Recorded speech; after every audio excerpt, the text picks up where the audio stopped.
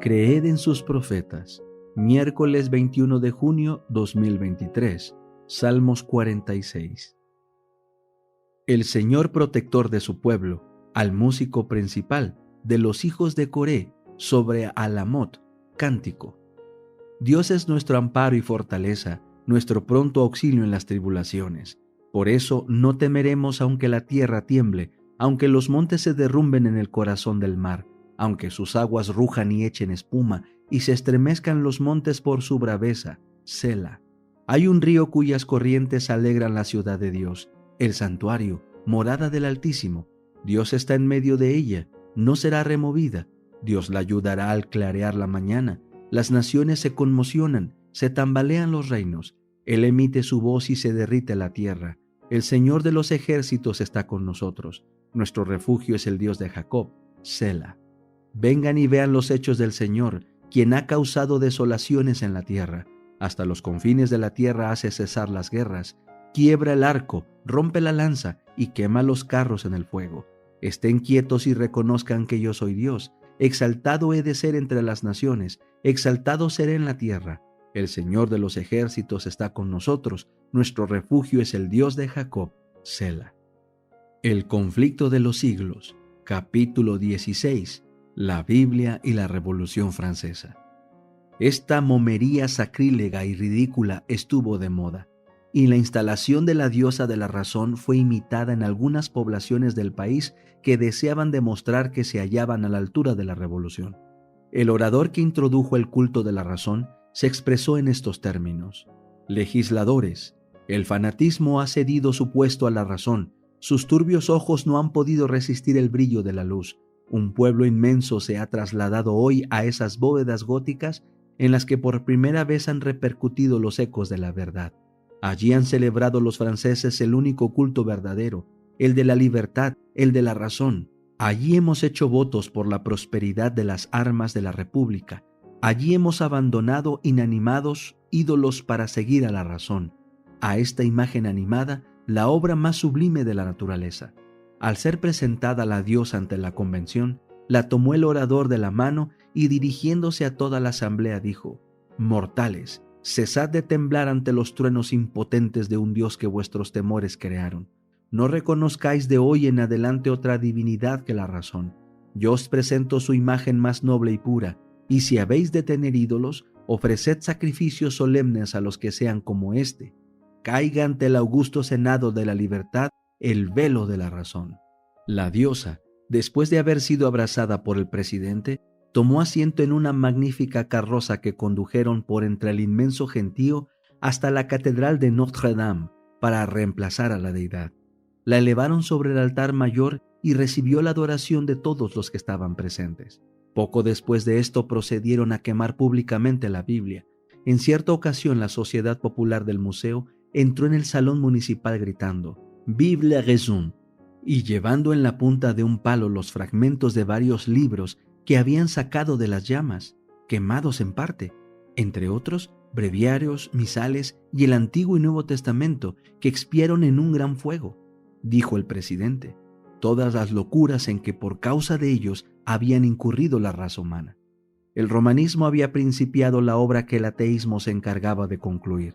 A la política de Roma se debía la condición social, política y religiosa que empujaba a Francia hacia la ruina. No faltaban los autores que, refiriéndose a los horrores de la revolución, admiten que de esos excesos debe hacerse responsables al trono y a la Iglesia. En estricta justicia debieran atribuirse a la Iglesia sola. El romanismo había enconado el ánimo de los monarcas contra la reforma, haciéndola aparecer como enemiga de la corona, como elemento de discordia que podía ser fatal a la paz y a la buena marcha de la nación. Fue el genio de Roma el que por este medio inspiró las espantosas crueldades y la acérrima opresión que procedían del trono. El espíritu de libertad acompañaba la Biblia. Doquiera que se la recibiese, el Evangelio despertaba la inteligencia de los hombres. Estos empezaban por arrojar las cadenas que por tanto tiempo los habían tenido sujetos a la ignorancia, al vicio y a la superstición. Empezaban a pensar y a obrar como hombres. Al ver esto, los monarcas temieron por la suerte de su despotismo. Roma no fue tardía para inflamar los temores y los celos de los reyes. Decía el Papa al regente de Francia en 1525, esta manía, el protestantismo, no solo confundirá y acabará con la religión, sino hasta con los principados, con la nobleza, con las leyes, con el orden y con las jerarquías. Y pocos años después, un nuncio papal le daba este aviso al rey: Señor, no os engañéis, los protestantes van a trastornar tanto el orden civil como el religioso. El trono peligra tanto como el altar.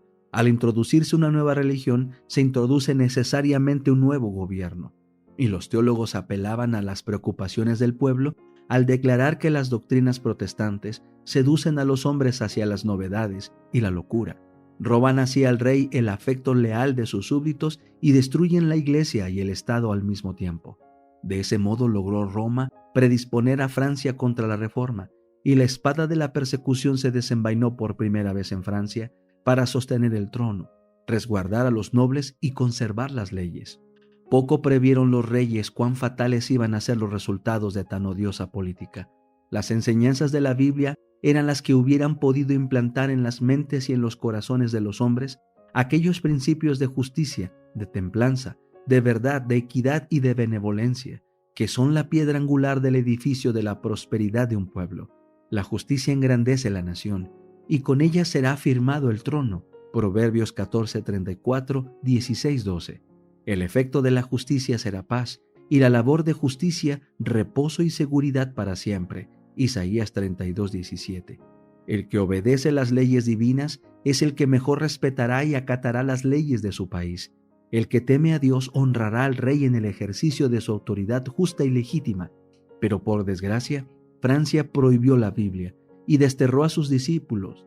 Siglo tras siglo hubo hombres de principios e integridad, de gran inteligencia y de fuerza moral, que tuvieron valor para confesar sus convicciones y fe suficiente para sufrir por la verdad. Siglo tras siglo estos hombres penaron como esclavos en las galeras y perecieron en la hoguera o los dejaron que se pudrieran en tenebrosas e inmundas mazmorras. Miles y miles se pusieron a salvo huyendo. Esto duró 250 años después de iniciada la Reforma. Casi no hubo generación de franceses durante ese largo periodo de tiempo que no fuera testigo de la fuga de los discípulos del Evangelio, que huían para escapar de la furia insensata de sus perseguidores, llevándose consigo la inteligencia, las artes, la industria y el carácter ordenado que por lo general los distinguían y contribuían luego a enriquecer a los países donde encontraban refugio. Pero en la medida en que enriquecían otros países con sus preciosos dones, despojaban al suyo propio.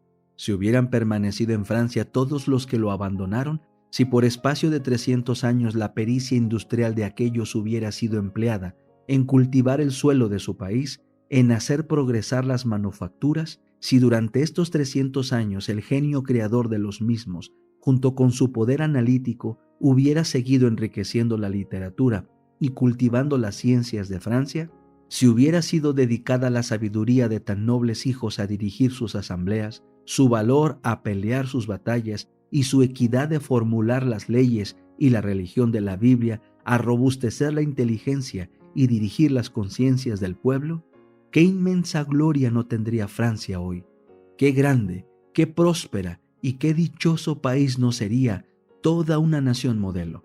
Pero un fanatismo ciego e inexorable echó de su suelo a todos los que enseñaban la virtud, a los campeones del orden y a los honrados defensores del trono. Dijo a los que hubieran podido dar a su país renombre y gloria: escoged entre la hoguera o el destierro. Al fin la ruina del Estado fue completa. Ya no quedaba en el país conciencia que proscribir, religión que arrastrar a la hoguera, ni patriotismo que desterrar. Todo lo cual dio por resultado la revolución con sus horrores.